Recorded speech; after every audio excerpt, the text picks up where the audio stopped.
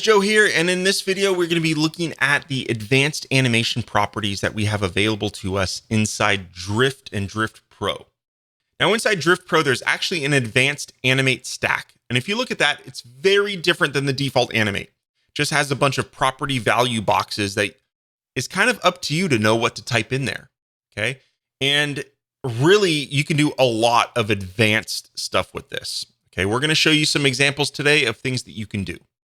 Also, inside the regular Animate stack, as well as all of the in Drift Pro and in regular Drift, there's this custom animation attributes. And when you click on that, it'll show you essentially the same thing that we have in advanced, where you have some custom property values. Now, what can we use on these? Here's an example that I did where when I'm spinning the entire group of things in this animation, I'm customizing something, okay? So let's look at these really quick. Let's look at the two examples here. This is the Drift timeline example. And if we notice right here, when it spins, okay, everything spins, as well as I change everything to red. That's not necessarily possible, right? What I can do here is, first off, let's look at this advanced Animate. This is actually probably a simple example to start with. If you notice, obviously inside the normal Animate stack, we don't have the ability to change background color on anything. But inside here, I can supply any CSS property that I want. So in here, I'm going to do background color, which is an attribute of the CSS property. Now, normally the default animation or CSS property for this is background dash color. However, dashes in JavaScript don't really work well together. So what you have to do is anything CSS property that has a dash, you need to delete the dash and make that next character capitalized. This is something called camel case. So here we have background color where there is no dash and the C is a capital C. And then what we need to do is we supply it a color. Now, there are some really advanced values that you can supply here. So as a rule of thumb, if you're not using some utility functions that we're going to show you later, or just a raw number, you need to put your values inside quotes. So this particular RGB string, I'm putting it inside quotes, and this is red. Okay. So what this does is I'm taking box, which is the class of all of these at the end of my animation, and I'm changing the background color of all of them to be red. And we see that here at the end of this animation, they are all going to change red. Pretty cool, right? Okay, let's look at this second example here, where I'm using something called Transform Origin. Now, Transform Origin is actually kind of a useful thing, and maybe eventually in a future update, I'll integrate that into the standard settings. Okay, I'm going to go ahead and turn that off, and let's run this animation again.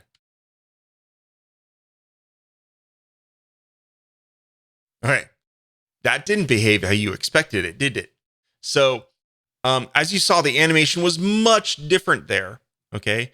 And just because the way all of this is happening, the origin, okay, so what I'm animating this is box group, okay? And that, if we look here, is this. It's box group.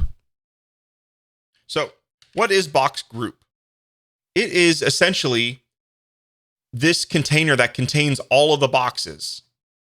Now, even though I'm animating all of these boxes, okay, box group still stays where it is. Its height and width is still this tall, skinny box because it's the original container that contains all of those boxes.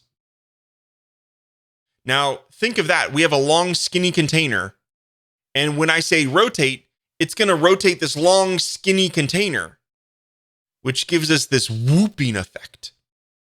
Okay, so what I did is I changed the origin of where that group is going to spin.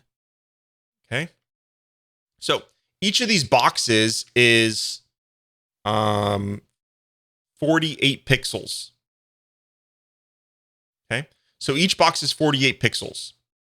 Now, when they're in this group, the center of this group is 48 pixels over plus 8 pixels because there's a 16 pixel gap. So 48 plus 8 is 56. And since this is a square, the exact center of this is 56 pixels over and 56 pixels down. So that is where I want to define my origin of my rotation animation. Okay, so this takes a little bit of thinking here and cleverness. So transform origin is a common property. It's a CSS property. And just like we saw with background color, we need to remove the dash from that and make it a capital O. So it's instead of transform dash origin like it is in CSS, transform origin with a capital O. And in this example, I'm giving it coordinates to where the origin should be. And that is 56 pixels over and 56 pixels down. And that gives us the exact axis of rotation that we want. There we go. That's how we get that perfect animation. Okay, so that is kind of an overview of how to use these. But how do we know what we can do? So the best way to learn this is to, learn. Okay? So I have a few website examples. You've probably heard me recommend these websites before. CSS Tutorials from W3 Schools is an awesome thing, right? This is going to really make you a better web designer. Okay? So if you want to learn how to, do background colors or margins or borders, okay? You can go here and you can kind of learn about all of the things, background border style. If you go to border width, let's say you wanted to animate the border width of something. Well, there you go. You can animate the border width. Again, you're going to want to take out that dash and make this W capitalized. And then you can animate your border width to be whatever you want. You can animate margins. You can animate padding. You can animate width and height. There's really an infinite amount of things that you can animate here. Now, there are some things that I don't know, like font family, maybe that just doesn't make any sense, right? I mean, it really doesn't make any sense. I don't think that would even work. Okay. But, any sort of thing that logically would make sense that you can animate, margins, paddings, backgrounds, font colors you could, right? Positions, things of that nature. All of those things can be animated and they're just CSS properties. And so you can leverage all of these inside Drift. The next is the official web docs from mozilla.org. So here's an example of background color. Okay, and if you go to properties here, you can see all of the available properties in the sidebar that you can animate.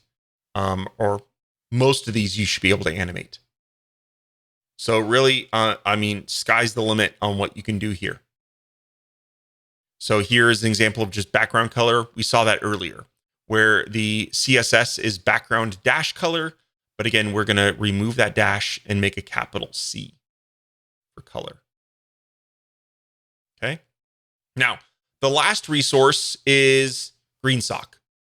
As you know, Drift is built on GreenSock, and there are some attributes that they add on top of CSS. Okay, so for example, X%, Y%.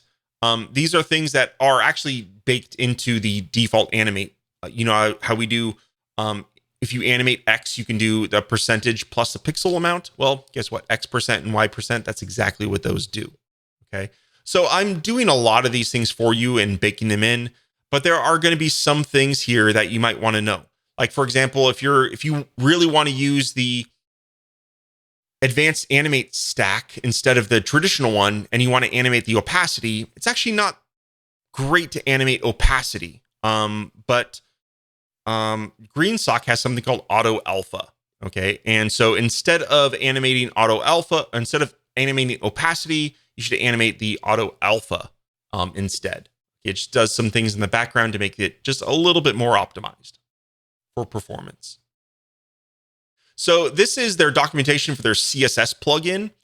So just go to GSAP and search CSS Plugin, and you can get an idea of all the things that you can do, and new things that potentially aren't even supported inside the stacks yet. Now, before we go, I wanted to show you one more example implementation, and this is the balloon demo that is inside the Drift project file. And so if you look at the Drift Pro version of this animation, you'll notice that there are two things. This timeline animates the clouds. This timeline animates the balloons. Now, if you looked at the Drift version of this, every single balloon and every single cloud had its own drift stack. But in Drift Pro, we can, animate multiple things. I'm sure you already realize that and you know that. However, what if I wanted to animate each balloon and each cloud slightly differently? So let's look at that. Here I have the timeline, and this is going to animate the clouds. And if you look here, I'm using the advanced animate stack, and I'm animating X, and there is a utility method here. Pretty crazy. Okay, we'll get back to that. Here I have a Y. We're going to animate -20. So we're going to go 20 pixels up. We're going to rotate it by 2 degrees just to add a little bit of differentiation, and we're going to scale it. Okay, but what is this random function here? So this is a utility function that we can use to randomly assign a value. And let's look at the syntax here. And to help us remember this syntax, if we add the cheat sheet to our pages, you'll see that there's a bunch of random utility functions that we can use. And so here it's just gsap.utils.random. And here you can define a minimum and maximum value. And what this will do is it will automatically go ahead and get a random value. Now, there's one caveat. You're probably going to want to make sure, if you notice, there's a comma true here at the end on some of these. In this example, if I didn't, I have a comma true here. Okay. And what that does is it will give a unique random value to each instance of the animation. Okay. If I didn't have the true here, it would choose a random value, but then it would assign that random value, the same random value, to every instance of the animation. Okay. So that true is a very important thing in most cases. Okay. So if you want to make sure, in this case, all my clouds are random and each one has a random unique value, make sure that you set that last value to true inside that random. Okay.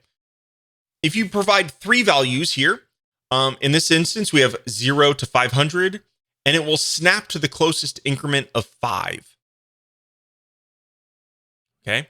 Next, we have 4 values. We have -200 to 500. It snaps to increments of 10, and it's true. What this will do is it'll find a random value for each instance of the animation.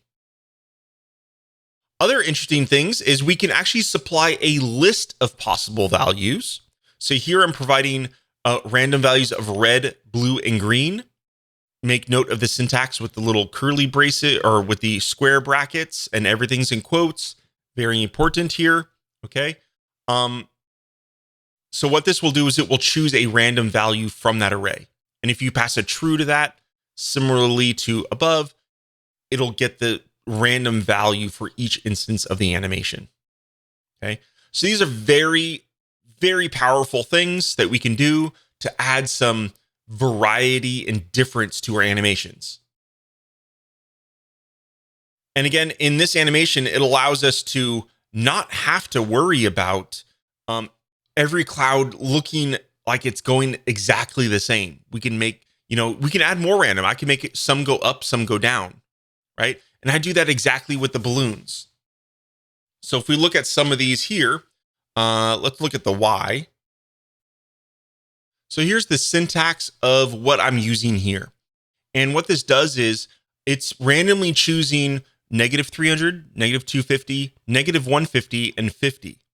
And then it's going to, each one's going to get random because I'm passing true at the very end here. So instead of giving it a range of numbers, what I did is I said, Okay, you're either going to go up 300, up 250, up 150, or down 50. So it's going to randomly choose from one of these values. And yeah, you'll notice when you look at the animation, some will go up, one or two, maybe two will go down, because I've added randomness to this. And I did it all with a single drift stack. And I'm doing something similar to X, where essentially I'm kind of randomly going 5 pixels to the left or 5 pixels to the right based on that animation as well. You don't not really notice 5 pixels too much, but yeah, it does add some randomness as well. So let's just look at that, verify that. Let's see, does any of these go down? Look, this blue one goes down. Pretty cool. It's going up. This one in the background is going down. As I scroll up, this one's going down. And so is this one actually. And if we just to verify that it's all random, there we go.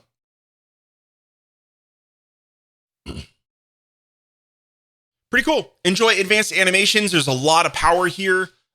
There's a lot to learn. Okay. So make sure, you're not scared to jump in, learn a couple CSS properties.